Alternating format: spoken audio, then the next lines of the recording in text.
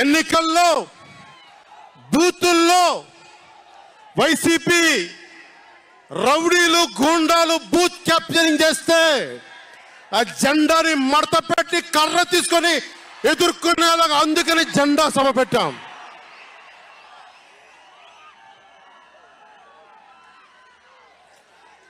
జెండాది కిందికి. వైసీపీ పాలనలో జగన్ కలల ప్రకారం అభివృద్ధికి ఒక మచ్చు తునక, ఒక చక్కటి గీటురాయి. ఆంధ్రప్రదేశ్ రోడ్ల మీద పాలు పోస్తే ఎంత క్లీన్గా ఉంటాయంటే మన గిన్నెల్లోకి పాలు ఎత్తుకోవచ్చు, అంత క్లీన్గా ఉంటాయి. చక్కగా శుభ్రమైన రోడ్లు, గుంటలు లేని రోడ్లు, తెల్లటి పాలు పోసినా కానీ తిరిగి మన గిన్నెలోకి ఎత్తుకోవచ్చు. అది వైసీపీ నాయకుడు చెప్పేది. స్కూల్లో మనకి స్కూల్ ఫినిష్ చేయగానే, కాలేజీలు పూర్తవగానే అమెరికా నుంచి, ఇంగ్లాండ్ నుంచి, విదేశాల నుంచి పరిగెత్తుకుంటాకొచ్చి మన విద్యార్థులను తీసుకెళ్ళిపోతున్నారు వైసీపీ పాలనలో. అంత గొప్పగా ఉంది. ఉద్యోగాలు ఏ మూలకెళ్ళినా కిళ్ళీ కొట్లను, బడ్డీ కొట్లను విరివిగా దొరికేస్తున్నాయి.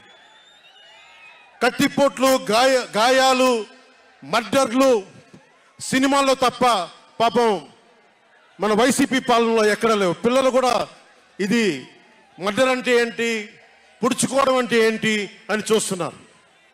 ఈ 5 ఏళ్ల వైసీపీ పాలనలో క్లీన్ రోడ్స్ ఉన్నాయని, ఉద్యోగాలు అద్భుతంగా ఉన్నాయని, స్కూల్స్ విద్యార్థుల్లో పట్టభద్రులు అయిపోయి అందరికి ఉద్యోగాలు వచ్చేస్తున్నాయని ఒక పగటికల్లో ఉన్నారు.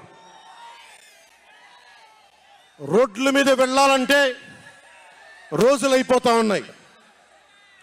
అందుకే కొంచెం కష్టమైన డబ్బులు తెచ్చి హెలికాప్టర్లు కట్టి ఇక్కడ సభాస్థల్లో దిగుతున్నాం.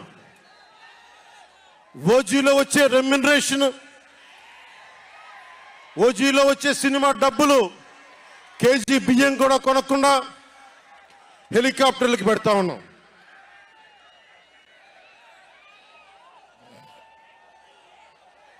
Behind every great fortune there is a crime అని ఫ్రెంచ్ రచయిత బాల్జాక్ అంటారు.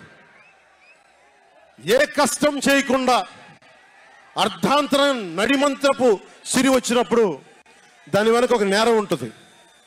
ఇది సూక్తి యొక్క సారాంశం. క్లాస్ వార్ అని చెప్పే జగన్ 5 కోట్ల మంది ప్రజల రాష్ట్రాన్ని 5 మందికి తాకట్టు పెట్టాడు. వైఎస్ జగన్ రెడ్డి, పెద్దిరెడ్డి రామచంద్రారెడ్డి, సజ్జల రామకృష్ణారెడ్డి, మిథున్ రెడ్డి, వైవి సుబ్బారెడ్డి, మిగతా అందరూ కలుపుకొని వీరు 5 మంది కోసం 5 కోట్ల మంది ప్రజలు ఈరోజు మనం తిప్పలు పడతా ఉన్నాం, కష్టాలు పడతా ఉన్నాం. ఉద్యోగాలు లేకుండా యువత రోడ్ల మీదకి వచ్చినారు ఈ రోజున. ఇది మారాలి. ఏదైనా మాట్లాడదామంటే గుండాలతో బెదిరింపులు, రౌడీలతో దాడులు. ఇదే చెప్తా ఉన్నాను జన సైనికులకు కూడా. మబ్బుల్లో పరిగెత్తే పిడుగులు లాంటి మన జన సైనికులకు చెప్తున్నా, వైసీపీ గుండాయిజాన్ని చూసి భయపడకండి. మనం ఉన్నాం. ఉద్దండుడైన రాజకీయ నేత శ్రీ నారా చంద్రబాబు నాయుడు గారు ఉన్నారు. మనం ఉన్నాం.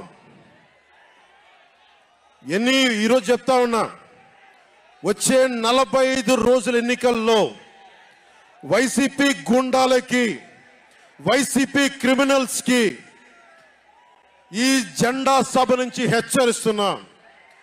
మీరు మా సభల మీద కానీ, మా నాయకుల మీద కానీ, తెలుగు తమ్ముళ్ళ మీద కానీ, జనసేన సైనికుల మీద కానీ, వీర మహిళల మీద కానీ, తెలుగు మహిళల మీద కానీ, సామాన్య ప్రజల మీద కానీ వైసీపీ గుండాలు దాడి చేస్తే, భయపడితే, బెదిరిస్తే నేను ఈ రోజున మీకు మాటిస్తున్నాను, వైసీపీ గుండాలకి మక్కెలు ఇరగొట్టి మడత మంచంలో పెడతాం,